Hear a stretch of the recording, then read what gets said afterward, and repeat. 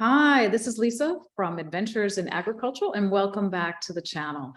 Today, I'll be talking about electroculture and the implications and the benefits with trees. Trees that are fruit trees, nut trees, any tree that is in your field or in your farm. We'll be talking about the benefits that electroculture may have.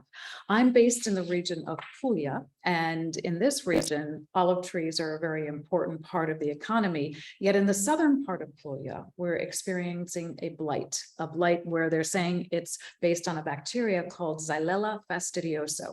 Yet the northern part of the region has very healthy trees. So right now I'm focused in on trying to explore different options on how to improve the health of these olive trees, bring them back to life, or ensure that there's no further degradation to these trees.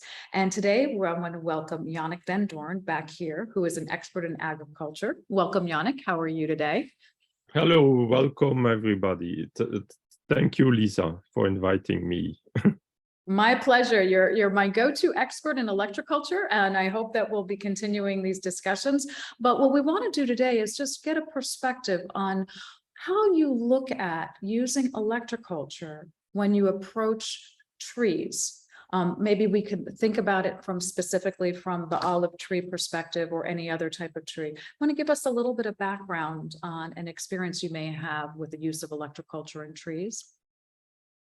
Yes, there are many applications possible, but we have to think it's different if we have an approach for a farmer that has like thousands of trees to improve, and a gardener that has like 5 or 10 trees in his garden. He can do a lot more things, or he can invest more attention and work for each tree. So there are techniques that are very useful in the two cases, for farmers and for gardeners. And Great. I propose to show you some of those techniques that you can do to improve health and growth of almost all kinds of trees. And then further we can, in maybe a next videos, or we will see, go think more precisely for olive trees. But the different applications I would show you are as interesting for olive trees than for apple trees or for all kinds of trees. Mm-hmm. Terrific. So it's a universal approach to types of trees. That's Yes. great. And that's a good point. There are different interventions that you would use based on the scale. When you say from a gardener to a farmer, what range is that scale? What do you say is at scale for a farmer? Is there a particular point that you would designate? 10 trees, 20 trees? Oh, 100 trees? 20, 30, or 100 trees. Okay, good.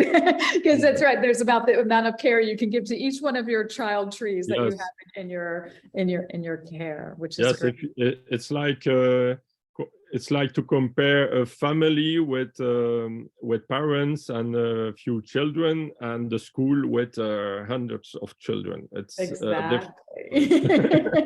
Exactly. Well, that's terrific. Why don't we start with more of the at scale perspective right now, and talk about what a farmer would do. So if you want to give us some background about what you think are best practices or how you would approach electroculture with trees, we'd love to see how you're thinking about this. So the idea now is, until now, agronomy has focused his attention on the good soil, on fertilization, on the minerals, on the nitrogen, on potassium, all kind of nutrients that can be interesting for trees. Also on the organic level, on the biological life of the soil, like on mycorrhiza and some bacteria. And all those approaches are very interesting and also very useful.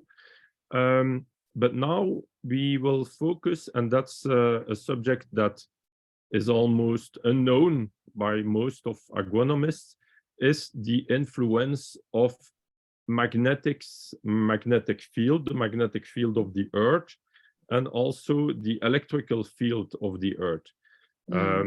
And the trees are very receptive. It's like trees are like antennas of those magnetic and electromagnetic fields.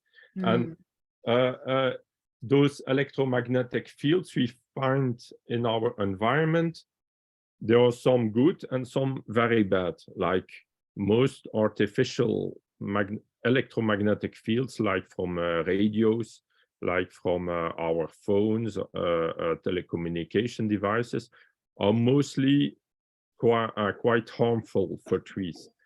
But there are also electromagnetic waves on Earth, like the Schumann waves, the Schumann resonance, or the radio waves generated by lightning strikes, by storms, that are very beneficial for trees.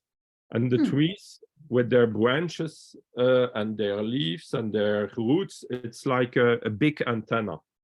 And if it's overloaded, then like with certain electromagnetic radiation, like 3G, 4G, 5G, when it's overloaded, then it can kill whole branches. It's like you have an electrical the discharge that is too much, that really kills the plant or part of the plant, and we see that in our environment. Or if it don't kill, it can really reduce its resistance. It creates a stress, and then that stress will create weakness, and then like harmful bacteria or harmful mushrooms can grow and even make the tree more weak. And the problem with on olive trees with those new sicknesses that appears is probably also linked to that, because since 20 years in our environment, we exploded the amount of artificial electromagnetic waves. It comes through, and so it has really a very profound effect on nature all around us. It's one of the reasons that a lot of insects have difficulties or disappear or really reduced in amount, and some other insects that are more resistant, they take the place over and become harmful. But in the past they were not really, but now it's like a new, it creates like a new equilibrium in our environment. And so essentially what you're saying here is that you're trying to integrate a countering positive frequency to the negative frequencies that these trees are maybe exposed to by the externalities. Yes, also. And so the idea is when we will improve and increase the good frequencies of nature, all plants and the trees will be increased in their vital energy too, and will be more resistant to all those stresses. So it's as easy as that, because at the same time, the Earth magnetic fields, since a few decades, it's diminishing, and it's reducing, and that reduces also the growth of the plants and the health of the plants, and we can improve that. We can increase again those natural electrical and magnetic fields. An example, if we increase the local magnetic field of the Earth, or the local antennas, or the local, we can like put some basalt or some rocks that are very sensitive to the Earth magnetic field, like mostly some volcanic rocks, that will increase then locally the magnetic field, and the trees will grow a lot better. It's like they will receive a little bit more of the Earth magnetic field. So it's becoming sort of an adjuvant. It's just exploding the value of the current frequencies that the Earth is generating for these trees. Yes, it will increase a lot the intensity of those of the Earth magnetic field. Yes. So I was under the impression that the Schumann resonance, which is a reflection of that frequency coming from the Earth, is actually increasing right now. Are you seeing that, or is that something that you're is that different thing that you're demonstrating for electric frequencies of the Earth? The Schumann resonance, it's a whole subject. I'm writing a book about it to explain, because it's a complex phenomenon, but it's not that it increases, but it fluctuates. It fluctuates around. Yes, it fluctuates around a medium, and the intensity can increase a lot. It's different. You have the frequency and you have the intensity. Okay. And the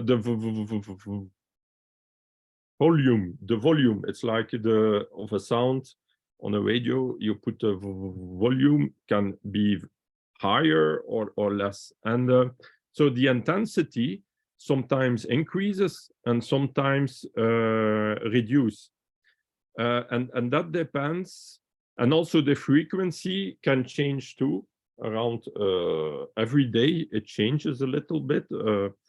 It fluctuates, and this depends on the amount of lighting strikes on Earth, and also on the influences from outer space, from space, from out of the Earth, from the sun a lot, the influence of the sun, but also the moon, and this all influences the Schumann resonance, and also the health of the plants and human health too.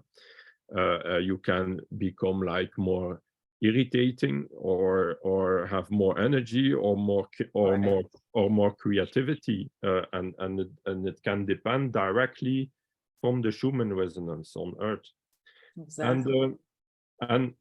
But we all need the Schumann resonance. We cannot live without. If you isolate living organism of Earth from the Schumann resonance, they become weaker and sick, and they die. Okay. So Yeah, we really all need the Schumann resonance, but the Schumann resonance is like in resonance also with what happens in our solar system, and a lot with the sun. When there is a lot of sun activity, you have cycles of 25 years, 11 years, 7 years with sun activity. And when there's like a magnetic storm directed to the Earth from the sun, it will influence directly what happens on Earth during 2, 3, 4, 5 days, like you have a full moon or something, but with the sun. And what I analyze from it is that the full moon, for example, has mostly it's like a mirror effect. So it's fake. It's not the real light. It's the light reflected. So this will give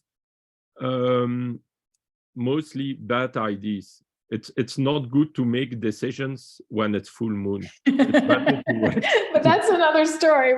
Those trees can't make a decision. So going back to the trees. Yeah, that's another story. But but on plants too, the moon has a very profound effect on the water, for example, that the water or the in the tree goes up or goes down, things like that. And the sun has also even more profound effects, but we we have less knowledge about this, but the sun is direct to the Earth. It didn't pass by the moon. It just direct, and this has even more profound effects. And the years of very high sun activity will give also very high Schumann resonance activity, or the years with record yields in the world in agriculture. Is the years where you have really amazing results, record yields, but also years where you can have big catastrophes like climate, nature catastrophes, like maybe big storms, or like rain from thunder is very good, but if the storm is directly on your land, it can also destroy. But, right. So there's always these positive and negatives. So going back, so you have the you're talking about the electrical energy that the trees will get from the soil. So having that connection with the plant. So maybe go through a little bit, maybe go through what you would do, how you would implement and improve that electrical connection to. So it sounds like it's just bringing energy and life and vitality to the tree. Yes, I will show you maybe on a board how to some techniques. Or sorry, I'm not That's sure. okay. Great. I'm on the Double click. I'm not on the good one. So where do I find this? Ah, yes, here. Okay, I found it. So there are, yes, double click. Ah, here. There you are. Perfect. So I will show you the board. Great.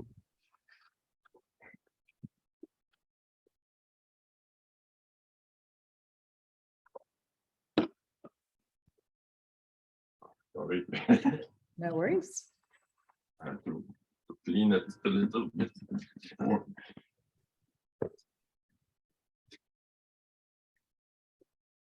So there are different basic techniques that I will show you.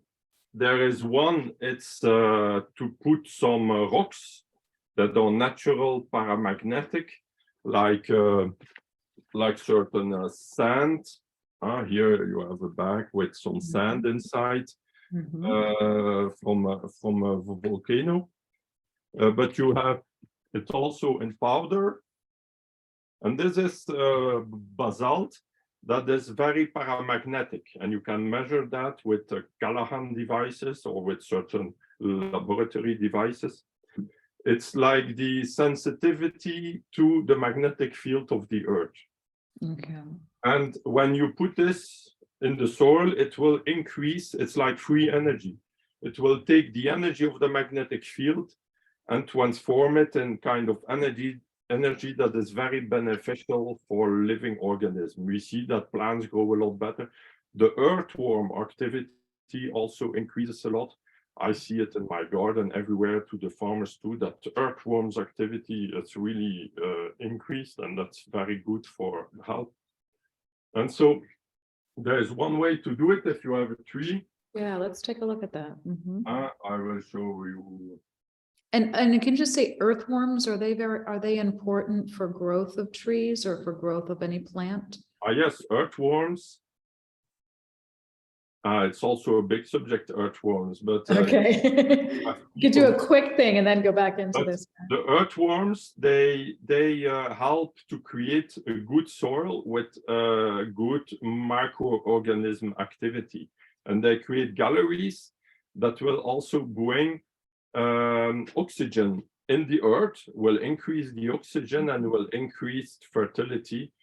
And also the roots of the plant follows the galleries of the earthworms. It helps the plants also to make roots and to find and also to give certain amino acids and proteins and plant growth hormones that comes from the microorganism that the earthworm cultivate in a certain way, and that it will be in direct contact with the roots of the plants. It's really very, very beneficial. Very interesting. So that's a very symbiotic relationship. Thank you. Yes, yes, Maybe we yes. can go deeper into that another time. Thank you. Yes.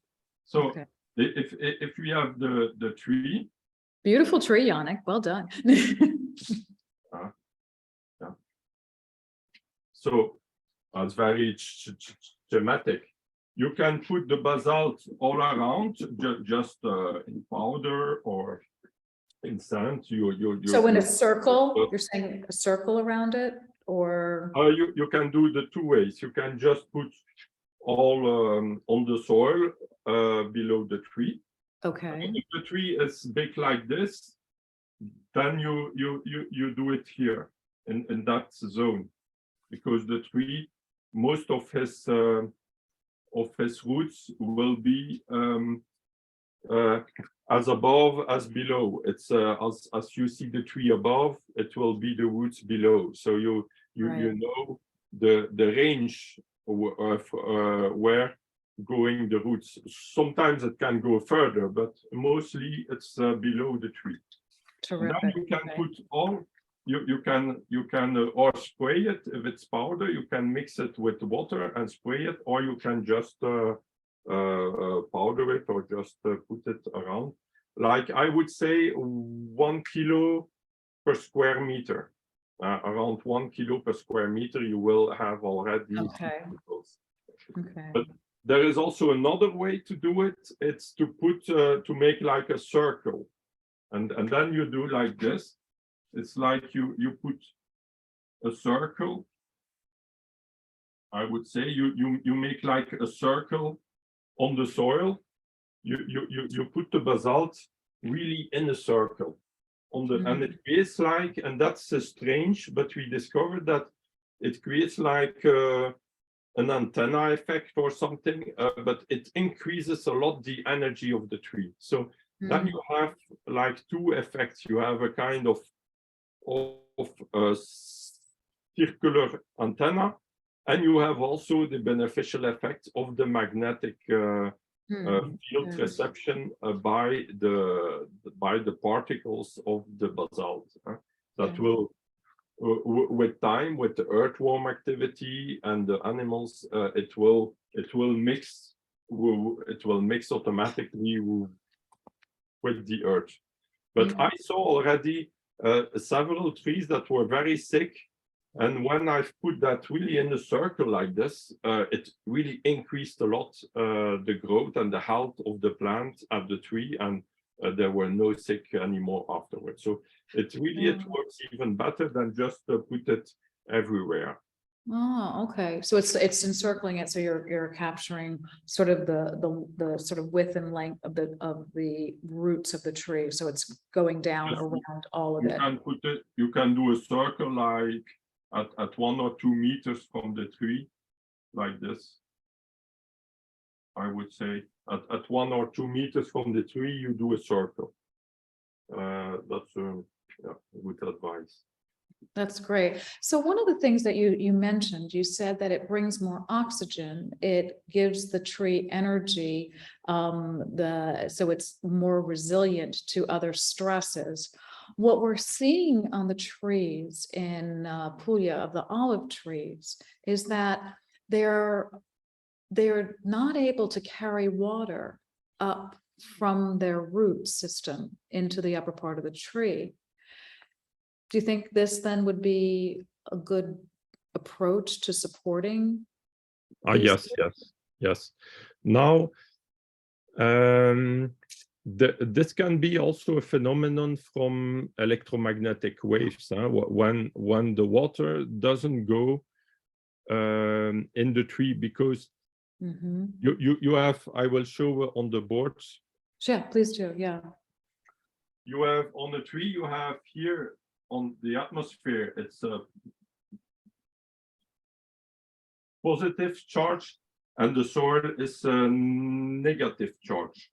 And the water molecules they follow the electrical energy. They follow the electrical flow of electrons.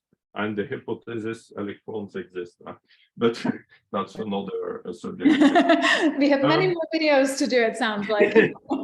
But they will follow the electrical energy. And the tree is like a lighting rod. You have the negative charges that goes in the stem of the tree and go on the extremities, and they are, and the negative charges go to the sky.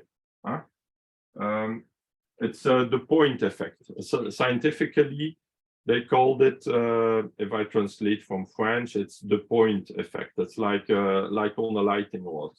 Every point will radiate negative electrical charges, and the water molecule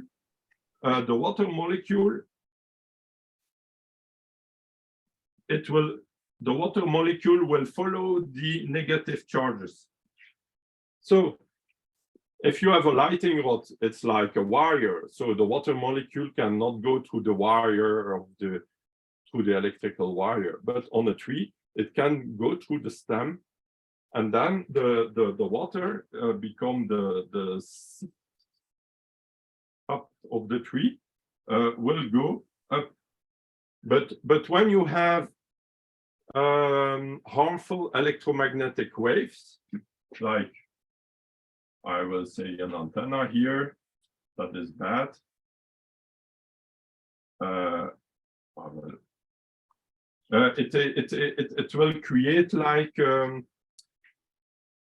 It will create like a disruption in that natural electrical field of the tree, and then it will become opposite. Here it will become positive charge, they're negative. It will become like a disruption, and then the subflow cannot go anymore up. Interesting. Yeah, that makes sense. And this was already discovered end of the 1800s, beginning of the 1900s in India, with the English colony. There was a researcher that his name, I think, is Bose, or I'm not sure, but there was an English Indian researcher that discovered already with the first radios, with the first radio waves. He did experiments. He sent it out the radio wave on a tree, and he observed how the water goes in the tree, how the subflow, and he already observed that it reduces the subflow. So it's very interesting. And in that time, if you remember, if you think, in that time there was a lot less radio waves in our environment than today. Today it's like maybe 1,000 times more of those radio waves, because you don't have only the radio, you have also all the electromagnetic radio waves of our cell phones and everything. So you have all of those are radio waves. Everything that's electromagnetic waves are all considered radio waves. Yes, it's all radio waves. It's all different kind of radio waves, but it's all radio waves. Yes. Let's put a reference down to this in the video description, Yannick, to that book. Okay. So we'll follow up with that, because I think that might be interesting for the viewers. What you're describing actually really fits in with what the observations are with the trees here in the region. You have the trunks of the trees and the tops of the trees completely dead, or it looks like they're dead. Yet you have this growth around the base, the original base of the tree, of new greenery that's coming up. So it's sprouting in different ways. So it sounds like there's a bit of confusion with the direction. It's possible there is a link, but you have also certain microorganisms that can go in the tree stem, and that can obstruate or that can but sometimes those organisms are not the primary cause. Sometimes yes, but sometimes not. If the tree is weaker, automatically you will have all kind of microorganisms that will eat or transform him in compost. Right, so the tree is stressed because it's not healthy, and then all these other things, Yes. of course, Yes. become a factor. Mm. Okay, so essentially what we're saying here is that what you're gonna do is you're gonna use these paramagnetic rocks, or you could use it in a more finer, like sand version of it. You're gonna put it around the tree in a circular format, or you're gonna put it underneath the tree as above as below to ensure that you're covering the root system. So that's how you would approach it at scale. Is there anything different that you would do if you are a gardener and you just have a few trees? Is there anything more that you would add, or how would you change this process if you only had a few trees? Yes, you can do a lot more too. So another thing you can do, it's the for the gardener and also for the farmer, it's to put Lakovsky coils. So it's open circuits that create like an antenna effect. That were there was a lot of research from George Lakovsky in the 1930s, 1940s about this, and 1920s already.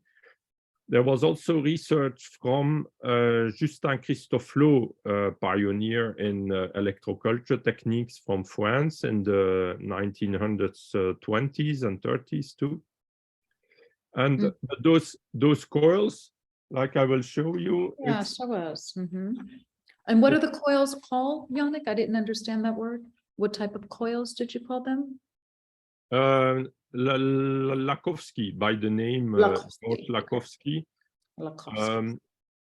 But I improved some coils. I improved that technique. Then sometimes we call it also with my name because Okay, good. No, this is important. Yeah, because it's not exactly always like Lakovsky did, but and Christofleau has also his own way to do it that was a little different. So then you could name it Christofleau coil. So there are different ways to do it, but I would explain you the basic principle of it, and that will make you understand how it works and how you can make it work and how you can maybe improve it too. So the basic technique, it's just a copper wire like this, you see. It's just a copper wire in circular form mostly, but that is open. You see, it's at the ends, it's not connected, it's open. That's important. And this creates like a basic electronic circuit, RLC, R from resistance, L from inductance, C from capacitance, but it's just an RLC circuit with one turn. But then you have other more improved, like this one, that are two wires that are turned together like this, that are worked together. And then here I've put some wooden balls, pearls, in beechwood, and this has an energetic effect to assemble. Beechwood with copper has also an energetic effect, but that's another subject. But it's improved, and also the way to turn it around will have also more an inductance effect that will also increase maybe the effect. And where do you put these coils? And so I will show you where to put on the board. So it's back on the board. Terrific. Great.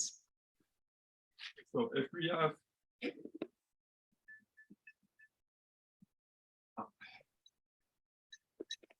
we go again to our tree. Hello, tree. So it's winter time. There are no leaves. Next time you add color and leaves. It's more easy to make the drawing in winter time. Yes.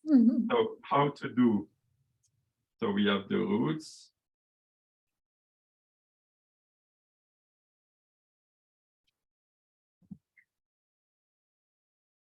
and the tree.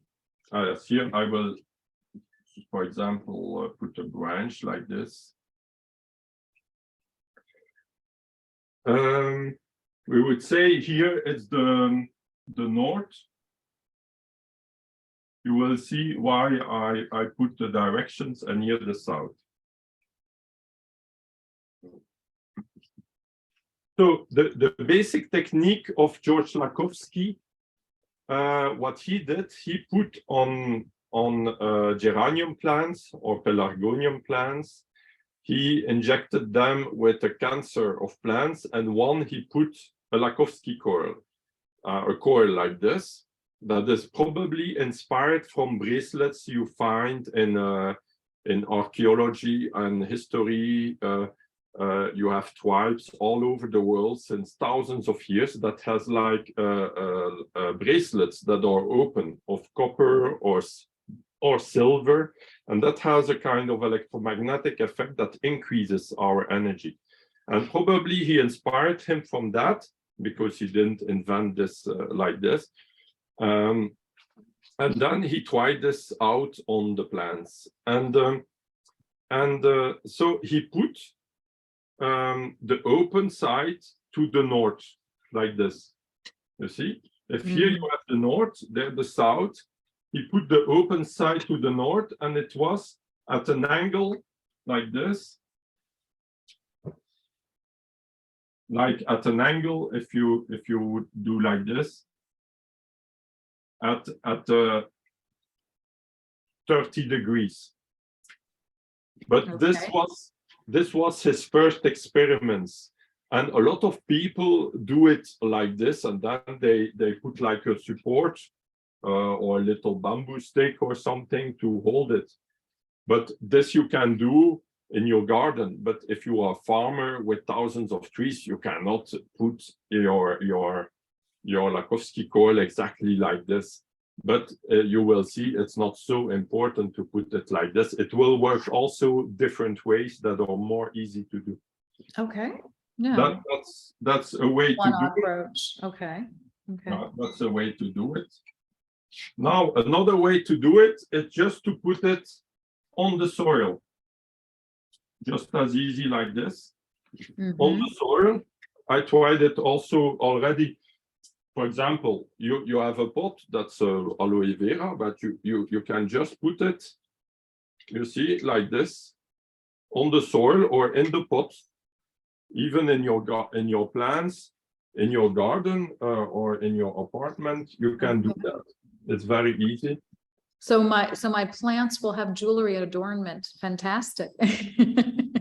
They will like it very much. So you can also put it just on the soil. And then it's still the same orientation, or that doesn't matter. Yes, it's better to put the opening to the north.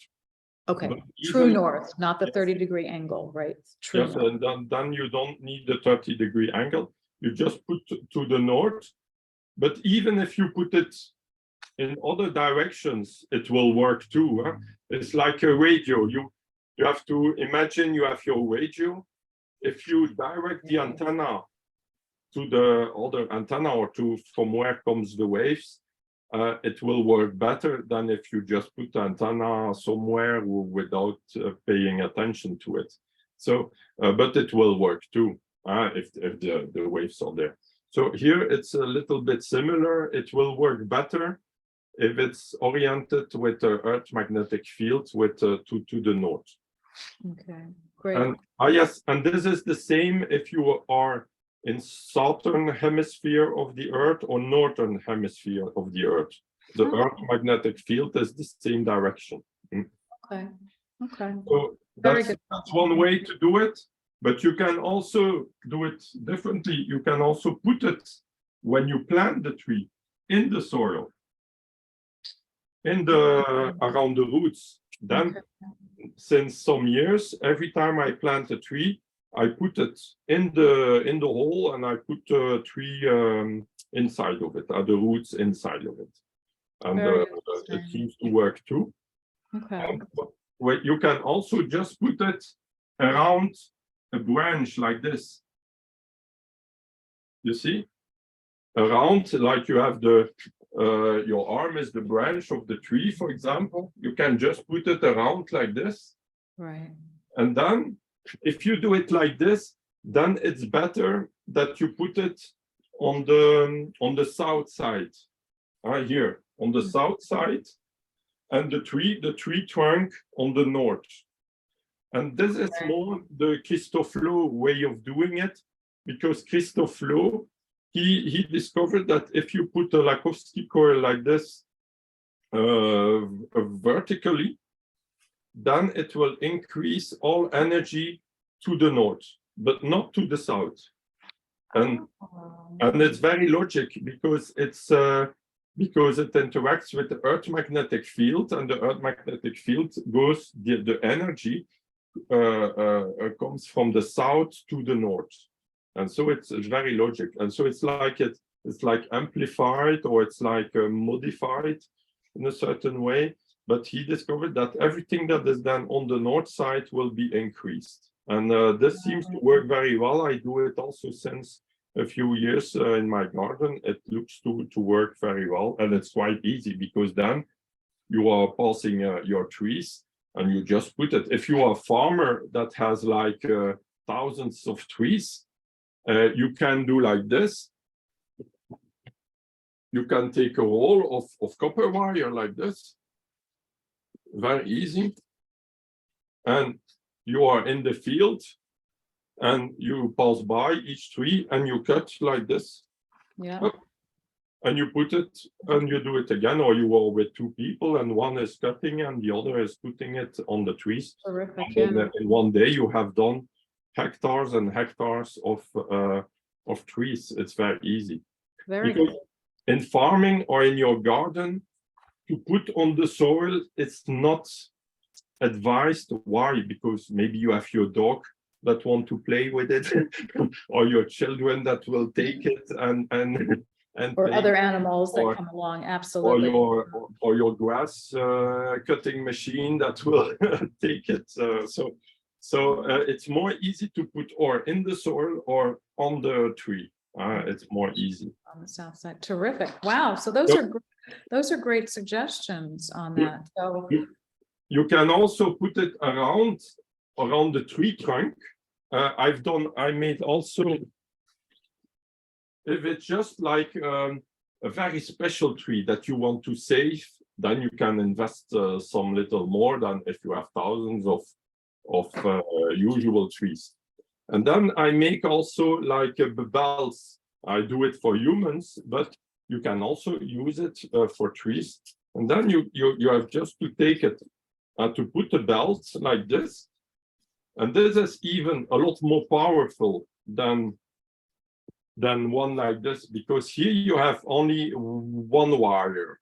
And it indicates that if you put more, it will increase the energy. It's like you have more antennas. interesting. Yeah. So, yeah.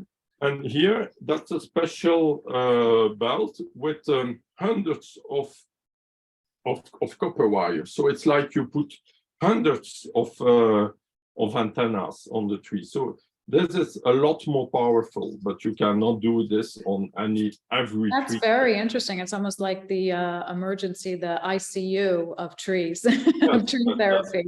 Yes. That's really good. I love that. I love that.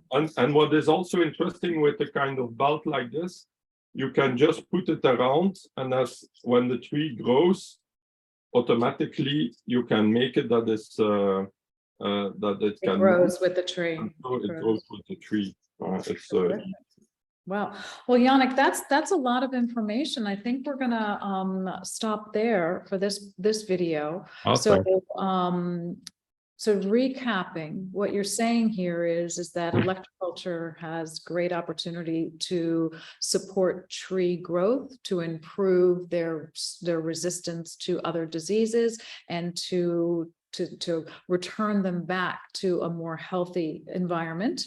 And there are multiple ways to do that. You can use, the first thing, the easiest is to use the paramagnetic rock or sand around the tree in the various iterations that you shared. And then you can also use, as a secondary approach, you can use copper wires that will go around the tree or on the ground in the root system or on the branches in order to improve the energy. And all of these approaches are to improve the energetic flow and health of the trees. So that's very exciting. I think we should say that's what there is now. And our next video, what Yannick, I'd love for us to do is to map out how we would approach a research plan that would show the benefits of this type of approach and see if we can actually change the current condition of many of these olive trees in the region of Salento and show the benefits of electroculture. So I will task you to think about that. You and I can discuss that more, and we will do our next video on outlining a plan on some trees that I've identified in the region for this research project. How does that sound? Good, very good. But there are still a few techniques that I want to show you different, but it's very easy to do a test on trees when you have many, because you just have to put the techniques on a group of the trees and then compare with another group where you don't put it. So it's quite easy to do and to test it, and you will see quite rapidly the results. And if there are already stresses, then you see a lot more quicker the results, because you see whole difference. When the trees are already healthy, it's more difficult to see difference. But when the trees have like stresses, like in springtime, you have the frost, for example, it can be a whole difference between trees that have fruits because they survive the frost, or the flowers survive the frost, and trees that don't have fruit. It's a whole difference, and it can, with just those basic techniques, can make a whole difference. And about the sickness too, also about insects problems, it helps also a lot. Yes. Well, let's hold that for our next video, because I think that's a lot of information. This is a great start, because this is not the only one that we'll be doing. So we'll say that on there and say thank you, Yannick. This is really exciting, and we can't wait to do the next round of that. So thank you again for today. This is Lisa from Adventures in Agriculture, and we will be back with more information on electroculture and its uses in agriculture. Thank you. Thank you, Lisa.